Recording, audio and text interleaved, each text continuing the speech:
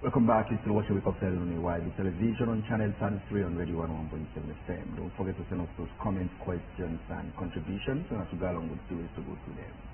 And now in our second and final segment of today's edition of Wake Up Sierra Leone, the media landscape in Sierra Leone has been slowly but surely transformed. Efforts have been made to strengthen public interest journalism, albeit minimally. The National Fund for Public Interest Media, or of course Nafpim, is one such initiative aimed at supporting quality journalism through competitive grants, fostering media sustainability, and ensuring that citizens have access to unbiased and reliable information. Well, in the studio this morning, Dr. Francis Soa Esquire is the National Coordinator for the Media Reform Coordinating Group. He's here to talk on, of course, the grants, among many other things, which, of course, is hoped to transform Sierra Leone's media landscape. Good morning, Dr. Soa. It's a pleasure having you. Thank you very much. Always a proud moment to have you in the studio. The fact is that most of us have gone through his forensic hands. Yes. the media continues. It's a pleasure to it's a pleasure. It's always a pleasure to be at the AIV. Okay.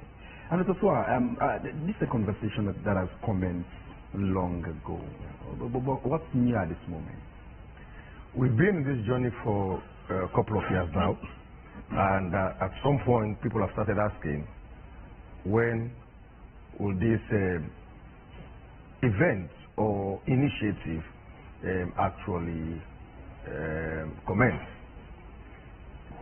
We are happy to state that we have made significant progress from the conference 2+ years ago to the setting up of the secretariat to having an operating framework. We are now very pleased to announce that we'll be launching the fund itself on the 20th of March. And that will mean we are now entering into the grant-making phase, which was one of the key initiatives that came from the first National Media Viability and Investment Conference.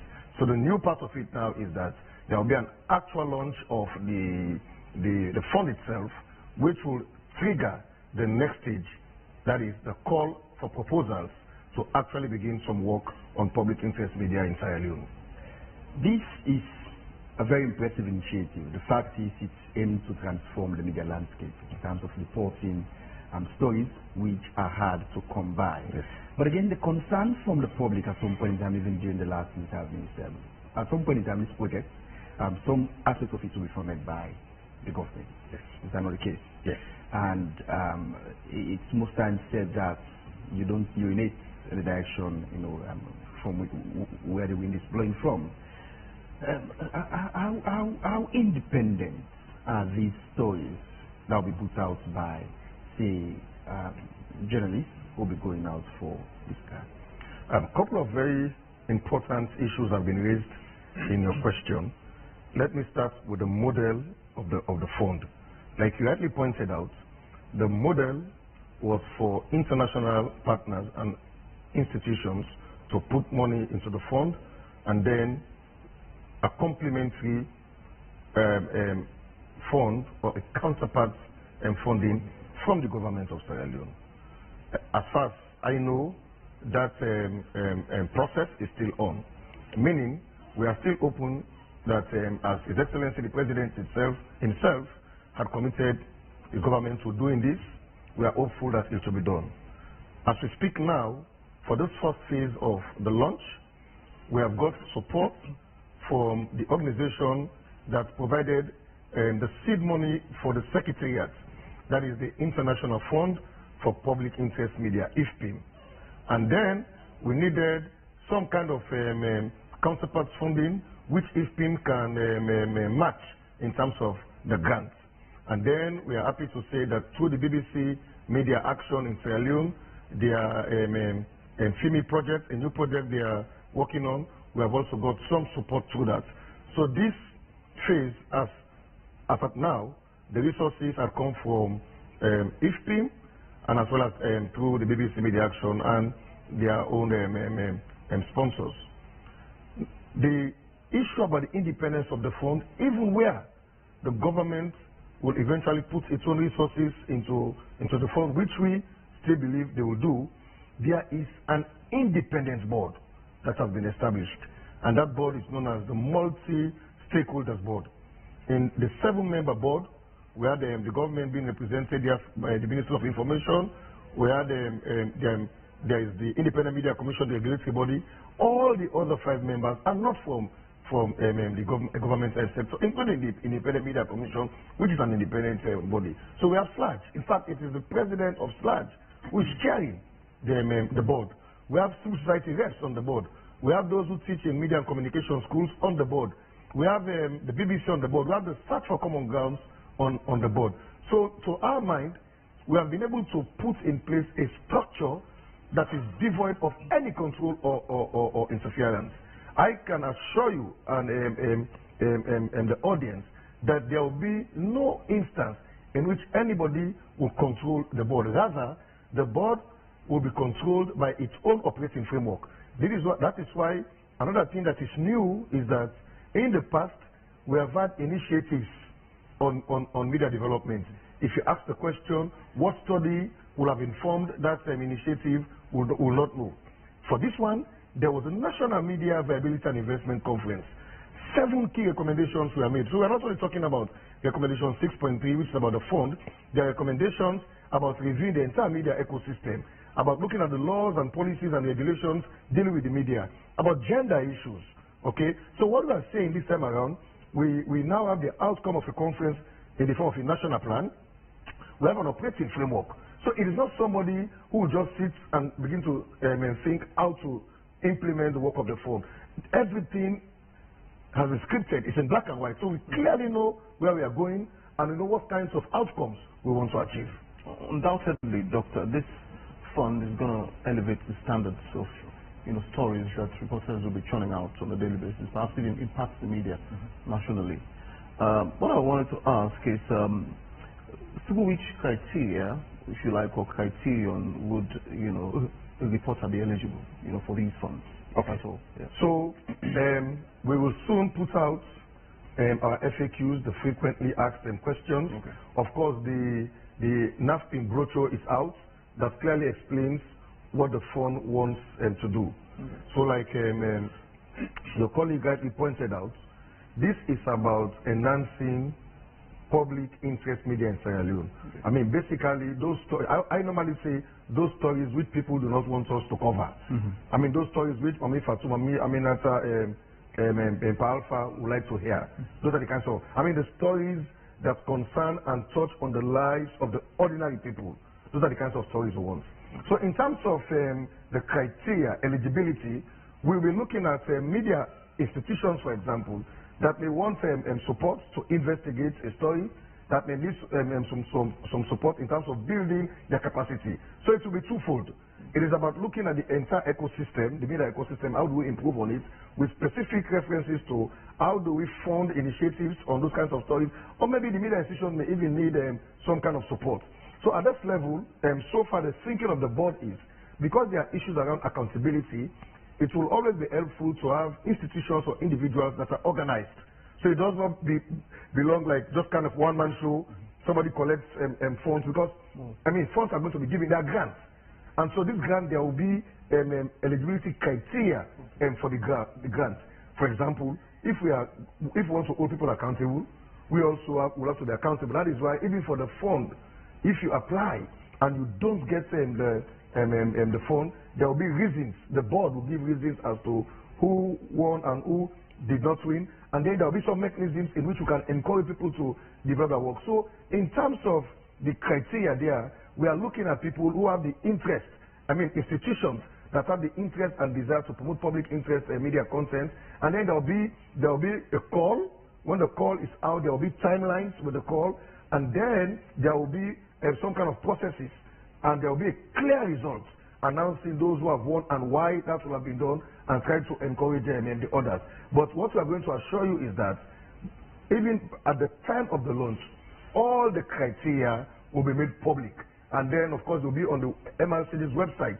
and on the website of other partners. And then we'll continue to come to a place like this, like AYV, which of course can also send in an application as a media institution, because what I've learned from the board so far, there has been no restriction.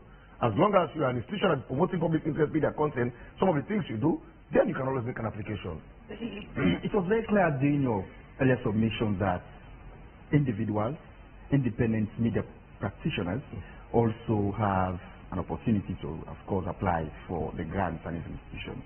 But again, the other day, myself and Jones were talking of how can we help in telling the stories of Sierra Leone. Most times, journalists from abroad do come in Sierra Leone and tell our stories to the globe. How will these grants help in making the media more competitive and thereby telling those stories could be one? But again, from theories in class, there were lessons around sources. And sometimes for the stories that you cover, sometimes you need responses from government because they touches on the lives and livelihoods of people. How will this body help journalists or institutions who will be covering the stories to have the side of, say, government? Because most times, if these stories are published, government will say switch on. Because these are stories that are hard to come by to tell the realities of what's happening. So that is why, in the first place, on the board of Nafpim, we have the government of Sierra Leone represented here. In other words, what we call the national fund itself. And that's one of the mistakes we have made in the past. We just think that when we run media programs or media initiatives, the government should be on this side and we are on the other side. So what we are now saying, it has to be collaboration. I mean, in that collaboration, everybody will know your own limits and your own boundaries as to what you are supposed to do. So you have the minister sitting on the board, represented by a very top official there. So when, for example, somebody begins an investigation and there are challenges as to how to move forward, the Minister of Information is that we expect them to be helpful in doing that. As a matter of fact, the Minister of Information is there to coordinate government information to ensure that there is harmonized and coordinated messaging. So they sit on the board. So if we have those kinds of setbacks, we expect them to intervene. The media regulator, I remember when I was at the Independent Media Commission, we had a ruling in one of our cases in which I will not forget that sentence that talks about stonewalling. In that particular matter, the commission ruled against a particular institution that failed to provide information to the journalists. And the commission said, I mean, the phrase there was that you cannot continue to be stonewalling. In other words, people come to you for information, you don't give them the information. Again, another thing we'll have to also do is to rely, which we were talking about a few minutes ago, is to rely on the right to access information law. I mean, so that's part of the capacity building, the ecosystem. The law is clear as to how you make requests and when a request should be granted or not granted. So as part of these processes, we have to use all of those kinds of things. So if there is a request and then we feel, or the institution feels that the information is not given, then we make use of the available laws and the available policies in the country. Another thing that would interest someone who is quite sane is monitoring. How do you monitor that these funds are being used judiciously? IFPIM, the International Fund for Public Interest Media, the BBC Media Action, one of the greatest things they are putting into the media landscape, even working with MRCG and working with Fabric College, where I also teach, is issues around research and capacity building. So there's a strong research, monitoring and evaluation component in this project. In fact, IFPIM itself has a whole unit they call What Works Unit. What Works Unit. Because then they are also, I mean, some kind of like an experiment. They are also looking at this media fund. How does it work? What will be the successes? I mean, so we are learning. You know, we learn, and we all learn. So there's a very strong research component into this to ensure that we're able to monitor and evaluate. In fact, part of the support to the secretariat under this project has to do with monitoring and evaluation. And that will be an ongoing process from day one. So when grants are awarded, they'll be awarded with clear timelines, clear indicators, and clear outcomes between this period to this period and those kinds of things. Definitely, in fact, that is the work of the MRCG. Very good you brought it up. The work of the MRCG will be, as a secretariat, curating this first pilot phase will be to be sure that if, for example, AYV sends an application to do X, Y, Z, it now becomes the job of the secretariat to make sure that AYV is able to do what it has AYV will do what it has promised to do, but also even along the way to help AYV if there are issues, if there are problems, if there are stumbling blocks, to help clear those stumbling blocks. It is not a monitoring and evaluation that is going to wait at the end. It is inbuilt. It's going to be part of the process from the start to the end. What I see, Doctor, is a mechanism or scheme, if you like, that would give rise to what I would describe as investigative journalism 101. You know, and a lot of journalists will now have the opportunity, you know, being filled by cash to do important stories. Exactly. What I wanted to ask is, yes, is there a mechanism for you to, well, should I say, no doubt, the journalists will be arrested for these stories, and many of whom will be chased eventually. There are mechanisms that says that Dr. Sua, for instance, will be going to court for a journalist, representing a journalist, if eventually, peradventure, he is arrested or detained. I like your views. I mean, that's, the conversations here, they're always very brilliant. I like your views, the actual word. It's actually a mechanism. The fund itself is a mechanism, okay? As we deal with the fund, recommendation 1 also talks about the review of existing laws. Okay. So while the fund is recommendation 6, so that person who is afraid of being arrested should know that the wider media stakeholders, we are also working on the other 6 recommendations. And the very first one is what you have just touched on, that talks about reviewing the media laws and policies in Sierra Leone. So even as, very important question you have asked, even as a journalist who are doing the public interest story, they have to be sure that they are doing so in a safe, secure, and friendly environment. That is why, again, for example, the Ministry of Information, the Sierra Leone Association of Journalists, and the Independent Media Commission, they are implementing that recommendation. So quickly, what we have done with the 7 recommendations, because people are asking, oh, you had a very big conference in April 2022. What has come out of it? We now have a blueprint for the media in Sierra Leone. 7 recommendations. The first recommendation clearly addresses what you are saying. We cannot be putting money into media. We can't be improving media content, and the journalists are not safe. So as we are doing that in recommendation 6, recommendation 1 addresses the problem of arrest and detention, which will mean that we'll continue to advocate for all laws that hinder media freedom in Sierra Leone. In fact, that's one of the key things of the MRCG, looking at those kinds of things. So yes, we will do that. We'll also look around issues of gender, ensuring the safety and security of particularly our female colleagues, and bringing them into the ecosystem, into top managerial positions and owning media businesses.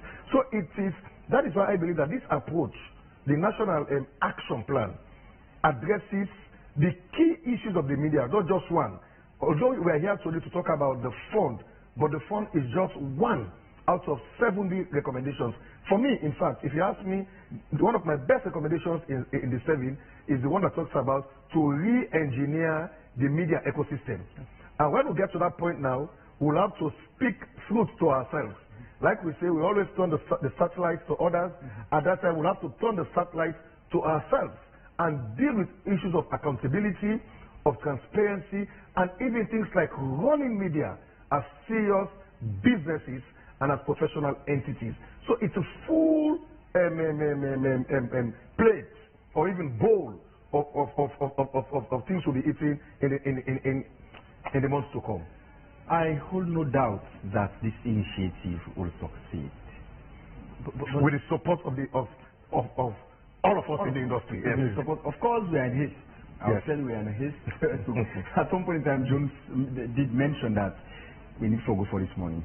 Because we need independent producers. People that can come together and put exactly. Because over time we've been talking on, I think, stories having to do with the environment and among many other stories. But again, I know colleague journalists or those who are interested at this moment are in haste to know what actually constitutes public interest stories. As if I knew that question was going to come up, I have lifted directly from Nafpim, which is the main body supporting us of BBC. Both of them have interesting views on this, but for time, let me take the one on IFPIM. IFPIM says, defining public interest media. The International Fund defines public interest media as one which creates and distributes content, one, exists to inform the public on matters that concern them. We have said this.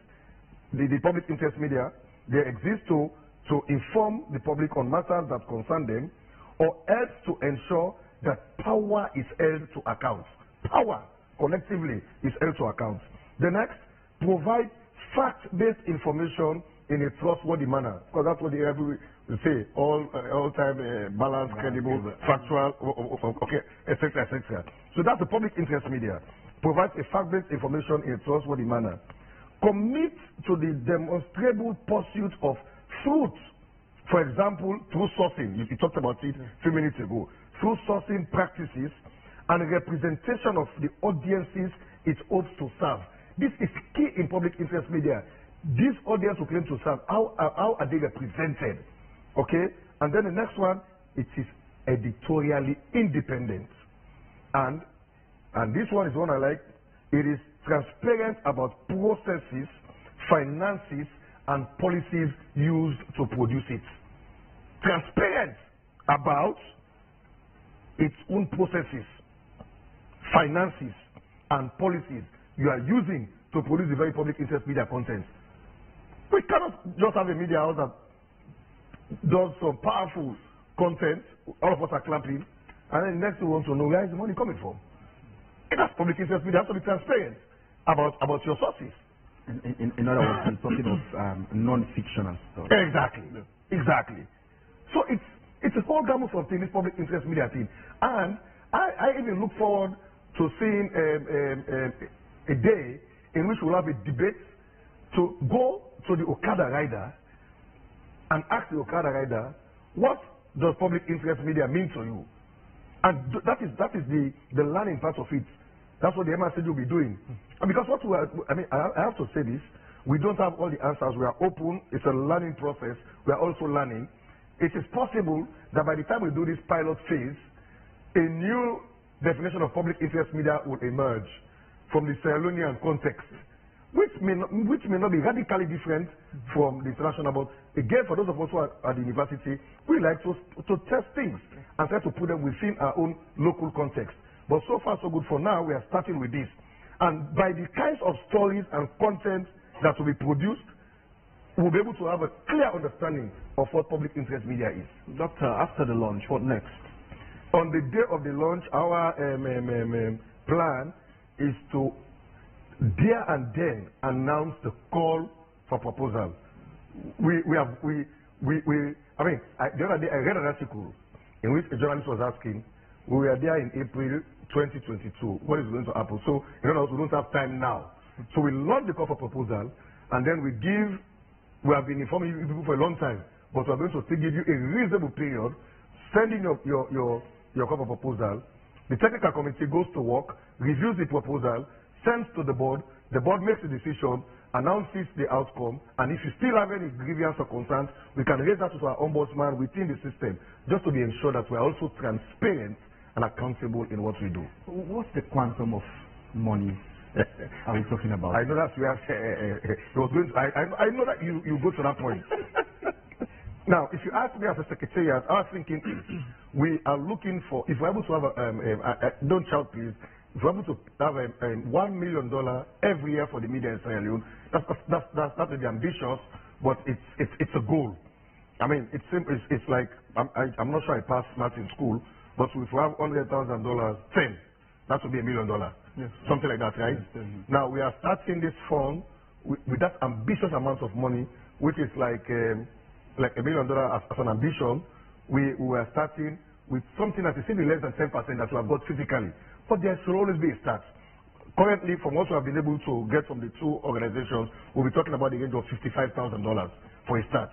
But it is possible that even on the day of the launch and thereafter, there may be more funding. But what we are certain of now is that we know that when calls come, at least for now, between now, the launch, and in the next couple of weeks, we have $55,000 to put into public interest media. And that amount of money is not what we need, but we believe that there should always be a start.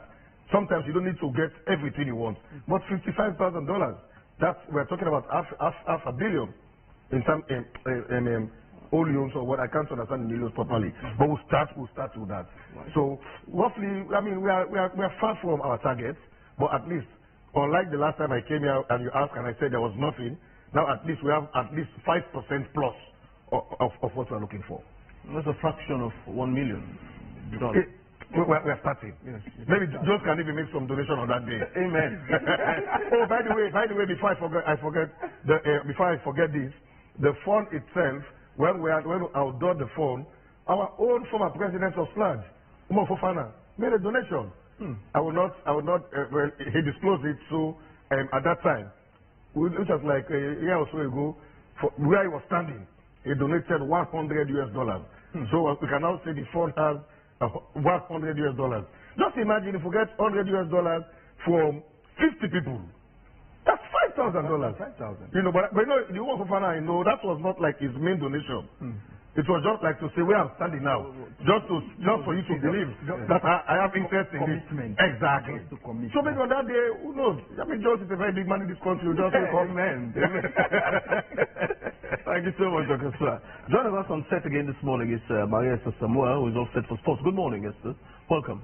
Good morning. Thank you. You are smiling profusely. Definitely. I was listening to your conversation and it's so Definitely. It's a pleasure having Dr. Soa in our midst. And of course, for the sport news this morning, Aminata Fula has become Sierra Leone's only CAF Elite B referee after a successive performance on the African stage. We profiled her on International Women's Day. Aminata Fula, a 23-year-old from Maboka, Northern Sierra Leone, started her football career as a player with France Sierra Leone Makeni branch in 2019 while playing for her club.